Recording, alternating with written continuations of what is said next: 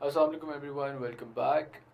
पिछली वीडियो की हद तक हम लोग जो है क्लाइमेट चेंज के फिनोमेनन को स्टडी कर चुके हुए हैं। ग्रीन हाउस इफ़ेक्ट क्या होता है उसके ऊपर हम नज़रसानी कर चुके हैं, और इसी के साथ साथ ग्रीन हाउस गैसेस कौन कौन सी हैं और उनकी एंथ्रोपोजेनिक सोर्सेज कौन कौन सी हैं उनके बारे में हम पढ़ाई कर चुके हुए हैं।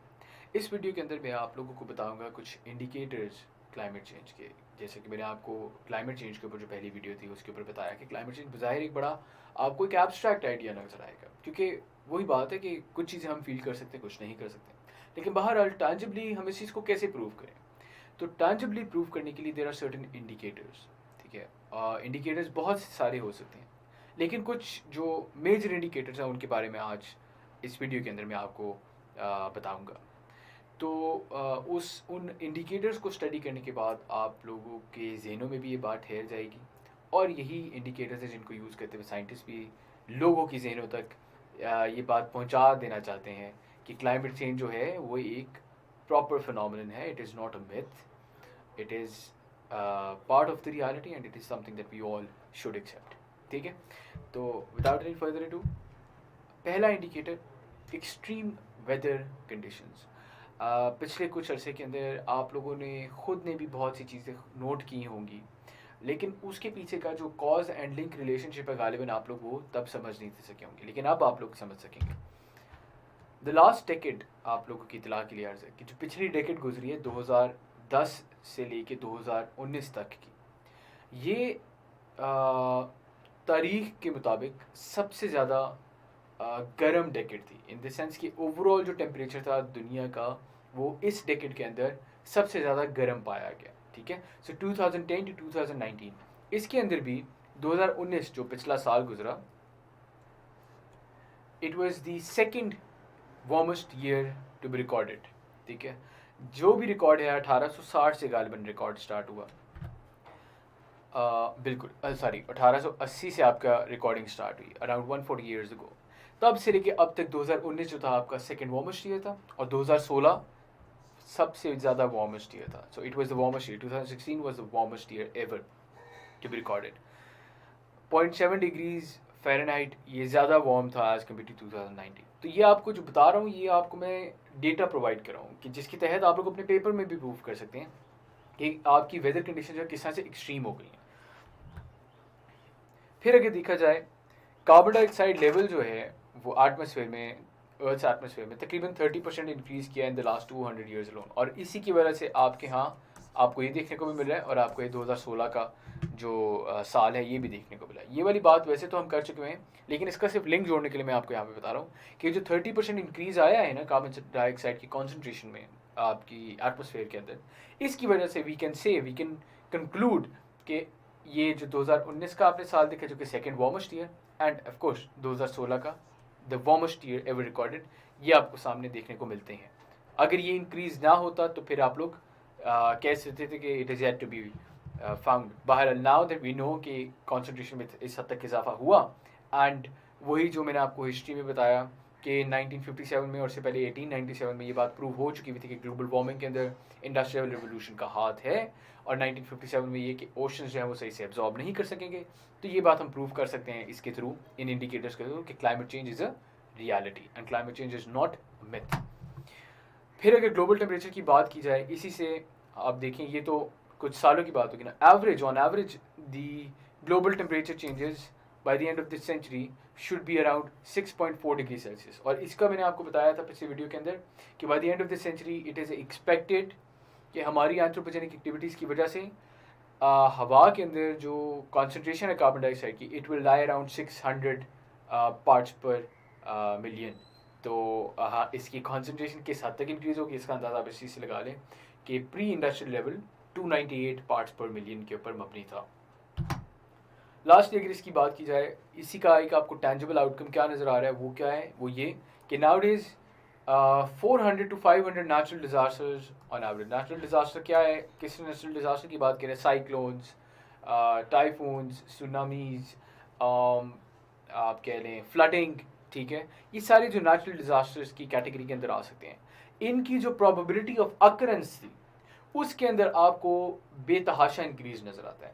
1980 से पहले ऑल्दो 1980 में भी आपके यहाँ अगर आपको याद हो तो काफ़ी ज़्यादा आपकी कॉन्सेंट्रेशन बढ़ चुकी हुई थी, लेकिन उसके बावजूद आजकल के दिनों में, ठीक है ना, ये मैं आपको 2010 से 2019 या 2020 तक के जो डेकेड है उसके बारे में बता रहा हूँ।